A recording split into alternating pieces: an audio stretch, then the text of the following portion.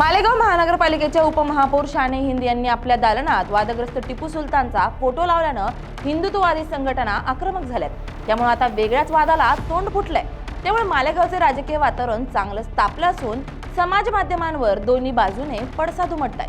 हा नेमका काय वाद आहे याचा आढावा घेणारा हा रिपोर्ट पाहूयात। उपमहापौर शाने हिंद यांनी आपल्या दालनात टिपू सुलतानचा फोटो लावलाय आणि हे व्हिडिओ प्रकरण आता सोशल मीडियावर जोरदार व्हायरल झालाय। याची दखल शिंदे शिवसेनेच्या नगरसेवकांनी घेतली असून महानगरपालिकेच्या आयुक्तांच्या कार्यालयात धाव त्यांनी निषेध नोंदवलाय। तसेच फोटो काढण्याची मागणी केली असून जोपर्यंत फोटो काढत नाही तोपर्यंत आम्ही जोरदार निदर्शनं करत राहू, त्यानंतर हे निदर्शनं आंदोलनात परिवर्तन होईल असा इशारा यावेळी देण्यात आलाय। टिपू सुलतान यांचा फोटो त्या ठिकाणी लावण्यात आलेला आहे।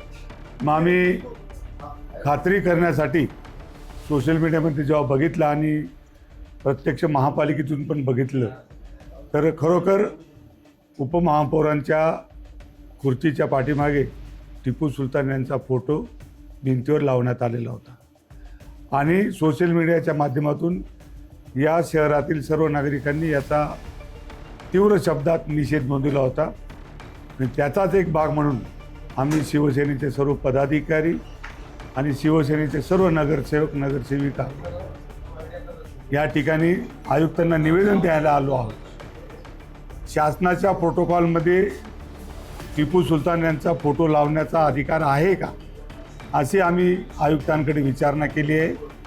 नगर सचिव त्यावर योग्य ती कारवाई करण्याचं आम्हाला आता या ठिकाणी सांगून गेले। टिपू सुलतान फ्रीडम फायटर होते। भाजपचे एक खासदार यांनी देखील मान्य केलं होतं की टिपू सुलतान यांनी इंग्रजांच्या विरोधात लढा दिला। महाराष्ट्र शासनाने देखील त्यांचा एक अधिसूचना नोंदणी करून त्यांची जयंती साजरी करावी असं सांगितलंय। तर हे विरोध करणारे कोण आहेत अशा भाषेत उपमहापौर शाने हिंद यांनी उत्तर दिलंय। बात करने वाले हिंदुस्तान में सबसे पहले ईस्ट इंडिया कंपनी जो अंग्रेज़ों के खिलाफ लड़ने वाला जो सुल्तान थे वो टिपू सुल्तान थे। इसलिए मुझे नहीं लगता कि कोई एतराज़ की बात है। देखिए, ये ऑफिस का तो अभी रिपेयरिंग का काम होने वाला है, तो रिपेयरिंग के बाद हा वाद फक्त मालेगाव पुरताच नाही तर संपूर्ण महाराष्ट्रात याचे पडसाद उमटण्याची शक्यता आहे। पुढील काही दिवस राजकारणही यावरून तापताना पाहायला मिळतंय।